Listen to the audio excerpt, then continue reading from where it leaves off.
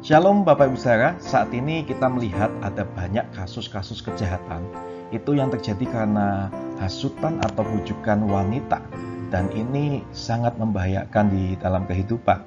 Yang pertama, kita melihat kasusnya Putri Chandrawati dan Verdi Sambo, di mana Putri Chandrawati memberikan hasutan kepada suaminya lalu membunuh si Brigadir Joshua. Dan baru-baru ini kasus tentang Mario Dandi yang dibujuk oleh Agnes, dan kemudian dia melakukan yang namanya penganiayaan terhadap seorang yang bernama David sampai David ini mengalami koma. Nah, Bapak Ibu Saudara, kalau kita melihat ternyata kasus seperti ini ada juga di dalam Alkitab. Sekali lagi, bukannya saya untuk menyudutkan wanita, tapi kita akan melihat ada beberapa kasus-kasus yang terjadi di dalam Alkitab. Yang pertama adalah Hawa. Hawa ini membujuk Adam untuk makan buah terlarang, dan akhirnya membuat mereka terusir dari yang namanya Taman Eden, Bapak Ibu Saudara. Kemudian ada seorang yang namanya Delilah. Delilah itu membujuk Simpson untuk mengatakan rahasia kekuatannya.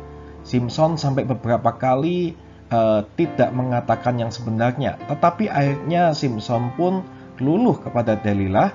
Dia mengatakan rahasia kekuatannya, kemudian Simpson itu akhirnya bisa ditangkap, dicungkil matanya, dan dia masuk di dalam yang namanya penjara. Kemudian yang ketiga adalah Ratu Isabel. Ratu Isabel ini membujuk Ahab untuk menyembah Baal. Bahkan Ratu Isabel ini membuat Ahab itu seperti boneka di bawahnya. Dan ini menyebabkan keruntuhan dari kerajaan dari Ahab itu sendiri, Bapak Ibu Saudara. Nah, yang keempat adalah Herodias.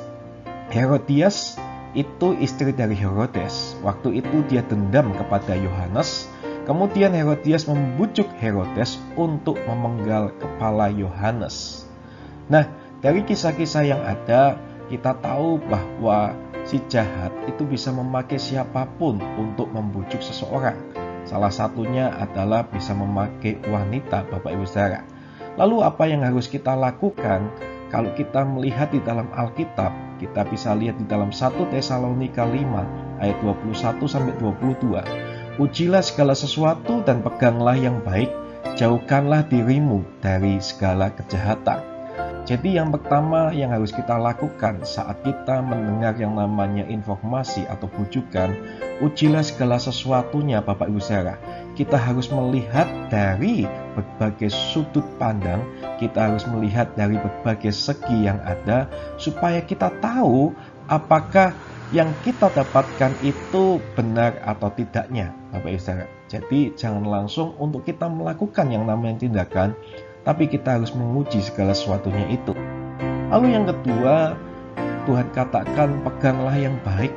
Maksudnya yang baik di sini adalah sesuatu yang namanya kebenaran. Jadi kalau kita mendengar yang namanya info atau bujukan dan segala sesuatunya, kita harus memegang yang baik, yang benar itu.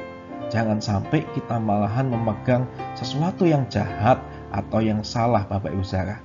Tetap pegang yang baik. Pegang yang baik adalah kita tetap memegang yang namanya kebenaran firman Tuhan itu, Bapak Ibu Saudara.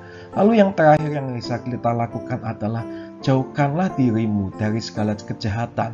Jangan sampai oleh karena informasi bujukan atau hasutan yang ada, itu kita melakukan kejahatan. Karena itulah yang iblis inginkan. Saat kita mendengar satu yang namanya bujukan atau hasutan, akhirnya kita melakukan kejahatan dan kita jatuh di dalam dosa. Makanya Tuhan mengatakan bahwa ujilah segala sesuatu, peganglah yang baik, dan jauhkanlah diri kita dari segala kejahatan. Terima kasih, Tuhan Yesus memberkati.